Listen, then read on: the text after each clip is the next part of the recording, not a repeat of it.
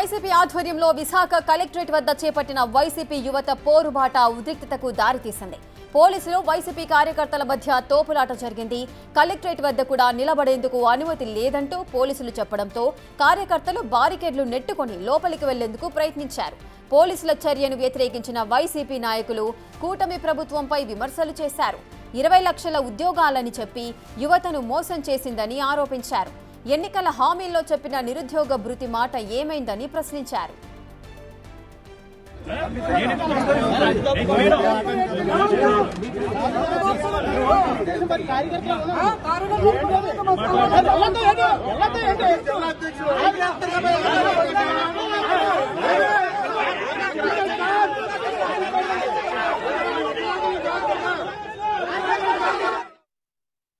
కల్పిస్తాం, job calendar విడుదల చేస్తామని ఇచ్చిన హామీలన్నింటినీ కూడా నిరుద్యోగ యువతకి విద్యార్థులకి ఇచ్చిన హామీలన్నింటినీ కూడా విస్మరించి నిర్లక్ష్య ధోరణితో ఈరోజు ఆ పేద విద్యార్థుల యొక్క నిరుద్యోగ యువతి యువకుల యొక్క కుటుంబాలు ఇబ్బందులు పడుతున్న తరుణంలో ఈ ప్రభుత్వాన్ని మేల్కొల్పాలి అనే ఉద్దేశంతో ఒక గౌరవప్రదమైన ప్రతిపక్ష పార్టీగా జగన్మోహన్ రెడ్డి గారి ఆదేశాల మేరకు యువత పోరు పేరుతో ఈరోజు రాష్ట్ర వ్యాప్తంగా ఎవరైతే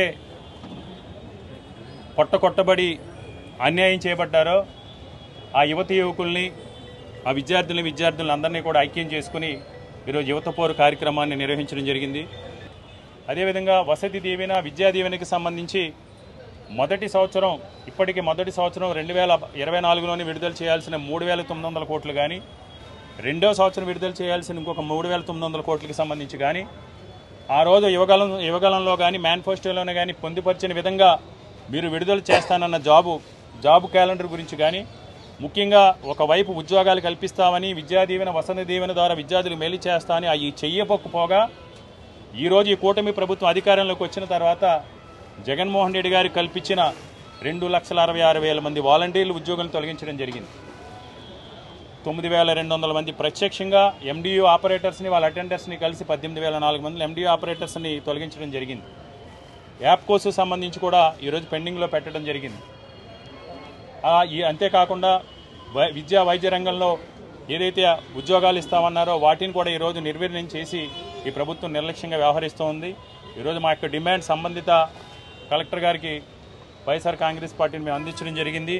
ఏదైతే షెడ్యూల్ ప్రకారం వీరు ఫీజు రియంబర్స్మెంట్ విడుదల చేయాలని, అంతేకాకుండా వసతి దీవెనకి సంబంధించి నిధులు కూడా మీరు విడుదల చేయాలని, వసతి దీవెన బకాయిలతో పాటు ఉద్యోగులు తొలగింపు ఏదైతే అవుట్సోర్సింగ్లో కానీ గత ప్రభుత్వంలో ఇచ్చి కల్పించిన ఉద్యోగాలు ఏదైతే తొలగిస్తున్నారో ఆ ఉద్యోగుల తొలగింపు వెంటనే ఆపాలని, ఇప్పటికే తొలగించిన ఉద్యోగులన్నింటినీ కూడా వారిని తిరిగి ఉద్యోగాల్లో మళ్ళీ చేర్చుకోవాలని, 20 లక్షల ఉద్యోగాలు కల్పిస్తానన్న ప్రక్రియను, ఎందుకంటే 20 లక్షల ఉద్యోగాలు 100% కూడా 20 లక్షల ఉద్యోగాలు కల్పిస్తామని మీరు నమ్మించి మోసగించి